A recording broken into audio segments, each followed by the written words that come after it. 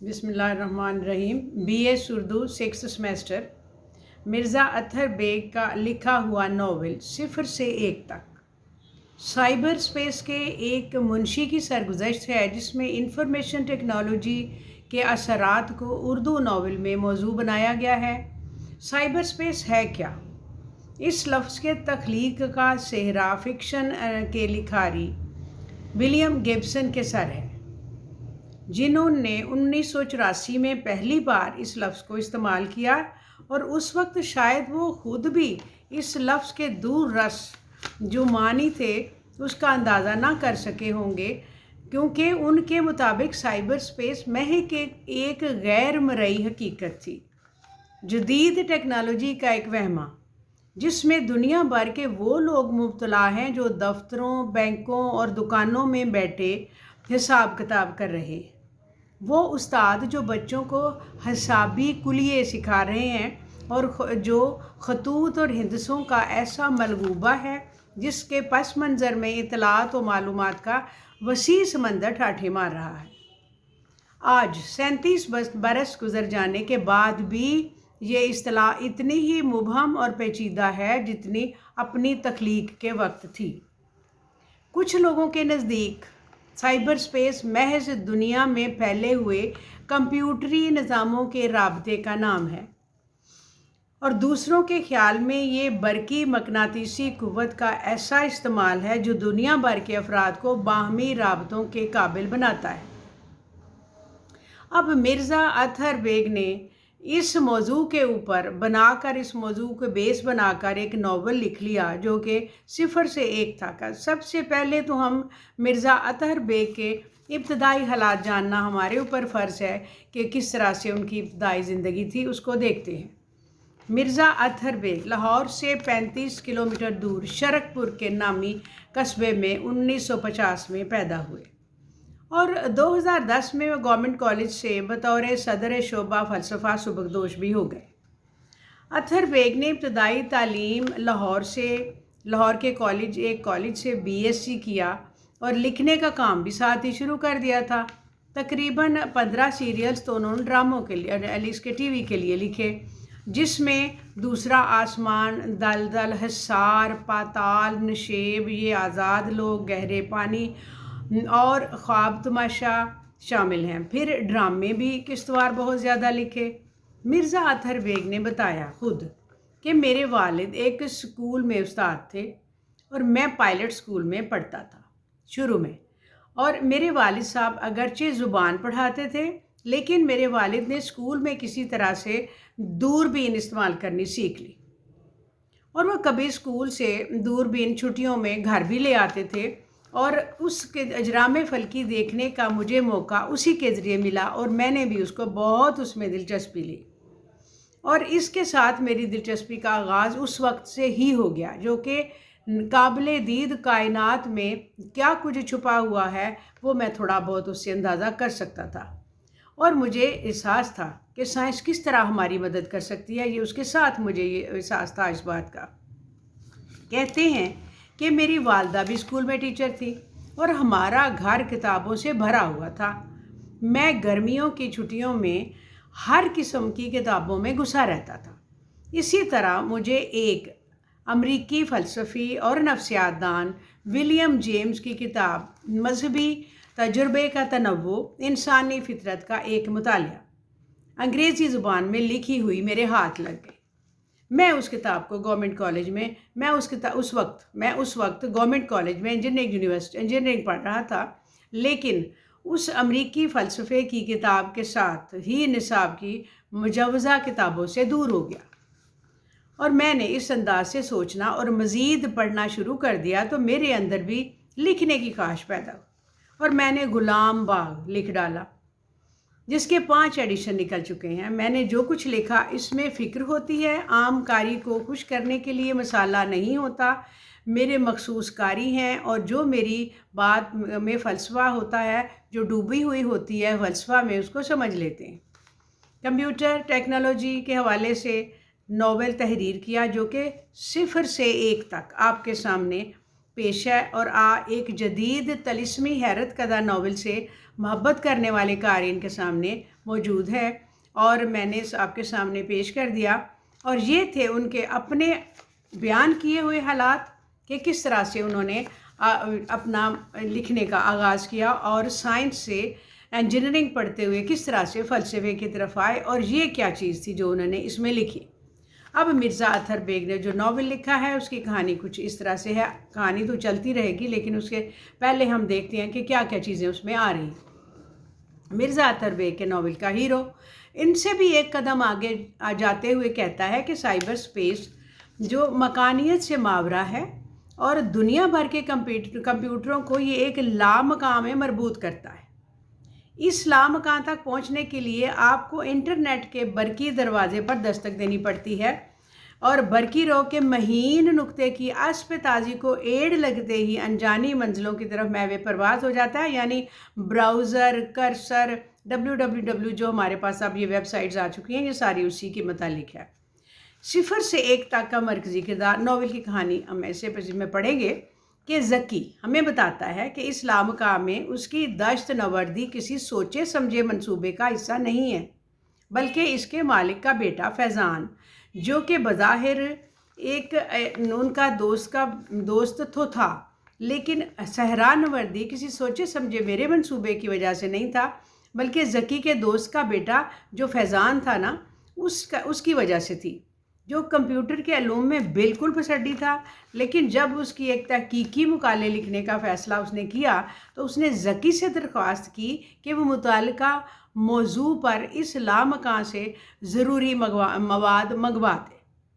زکی نے دوستی سے زیادہ چھوٹے مالک کے حکم کی پیروی کرتے ہوئے اسے مواد پہنچانا شروع کر دیا۔ اب کیا ہوا اس طرح سے، جو کہانی جو ہے نا 1970 کے آس پاس سے سٹارٹ ہوتی ہے، شروع ہوتی ہے، کیونکہ کہتے ہیں کہ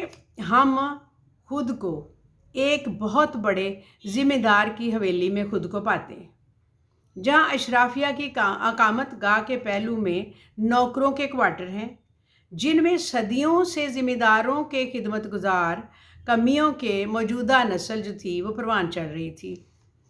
زکی کے باپ کا جو پیشہ تھا وہ ذمہ داروں کا منشی کا تھا، یہ ان کا خاندانی پیشہ جس کو وہ زمین کا حساب کتاب لمبے لمبے بہی کھاتوں میں درج کرتے رہتے تھے۔ زکی نے پہلی بار سارے کھاتے کمپیوٹر میں منتقل کر دیے اور اس کے باپ کو یہ احساس ہوا کہ یہ تو آسان ہے، یہ تو تبدیلی آ سکتی ہے۔ صدیوں سے پرانا حساب کتاب انہوں نے اس میں ڈال دیا، تو یہ کیسے زمانہ بدل سکتا ہے، اور اس کا پورا کریڈٹ انہوں نے اپنے بیٹے کو دیا۔ اب مالک لوگ اب دیکھیں کہ جو سالار کہلانے والی فیملی سے تعلق رکھتے تھے ایک خاصی الگ تھلگ زندگی بسر کر رہے تھے۔ فیضان سالار مالکوں کی نئی نسل کا نمائندہ ہے اور اپنے منشی کے بیٹے کی مدد سے یونیورسٹی میں ایک اسکالر کا مقام حاصل کر رہا ہے۔ کہانی میں خاص ہیرون تو ہے نہیں، صرف ایک طالبہ ہے اور زلیخا نامی لڑکی۔ معنی میں اس طرح سے کہ کہانی کی خاتون اول نہیں ہے، دیکھا جائے تو کوئی کردار بھی اردو جو فکشن ہے اس کی روایتی ڈھانچے میں فٹ نہیں بیٹھتا، کوئی اس میں بیٹھتا ہوا نظر ہی نہیں آتا، اور اس کی ضرورت بھی نہیں تھی، کیونکہ مصنف نے یہ ناول ما بعد جدید فکشن کی ٹیکنیک پر تحریر کیا تھا، اور اس میں دکھایا ہے کہ پاکستان میں امیر طبقے کی زندگی گزشتہ صدی کی آخری 3 دہائیوں میں کن تبدیلیوں سے گزر رہی ہے، جب اطلاعاتی ٹیکنالوجی طرح طرح کے روپ دھار کر کمپیوٹر، انٹرنیٹ، ٹیلی ویژن، فون، سیل فون میں نصب کیمرے، ریڈیو، ٹی وی، منی ٹی وی کی صورت میں جلوہ گر ہو رہی ہے، اور ہمیں یہ نیم جاگیردارانہ سماج کو اٹھا کر اچانک جدید ترین زمانے میں پٹک دیا ہے۔ ناول کے بہت سے شاخسانے قدیم و جدید کے استعداد سے پھوٹتے ہیں، اور غالباً اردو ادب میں یہ پہلا موقع ہے کہ اسی سماجی صورتحال کو پوسٹ ماڈرن فکشن نے اپنا موضوع بنایا ہے۔ دیکھتے ہیں کہ ایک واقعہ اس طرح سے بیان ہوا کہ میں نے کرسر زلیخا کے نام کی طرف بڑھایا تو عجیب احساس ہوا جیسے میں نے اسے چھو لیا ہو۔ और नाम को छूना कैसा लगा ये तो मैं ही जानता हूँ। मिर्ज़ा अतहर बेग के किरदार ज़ुबान और मकान की रवायती बंदिशों से आज़ाद होकर खुद एक लामकाम ज़िंदगी गुजार रहे हैं, ये उसी का जिक्र है। कहते हैं कि ज़की भी कंप्यूटर पर ज़ुलेखा से चैट कर रहा था और जो उसकी गर्लफ्रेंड थी और पेरिस में थी और इस वक्त पेरिस में मौजूद थी। लेकिन पंजाब के एक गांव में महबूबा के सामने बैठा ज़की पेरिस में बैठी गर्लफ्रेंड से बातें कर रहा है और साथ ही महबूबा की दावत निगाह से भी नबूरदादमा हो रहा है और महबूबा की जो दावत निगाह थी वो भी सामने थी। इन खालिश इंसानी जज्बात के साथ साथ मशीनी इतलात भी जारी है, ब्लॉग जारी है और दोनों को एक साथ पेश करना मिर्ज़ा अतहर ही का कमाल है। शहर के माहौल में एक तरफ गली कूचे,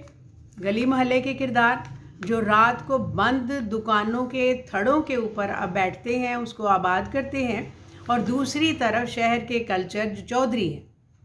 जिन्होंने मुआशरे की अहम तफरीहात की ज़िम्मेदारी उठा रखी है। नॉवल निगार ने उनको कब्बा ग्रुप का नाम दिया है।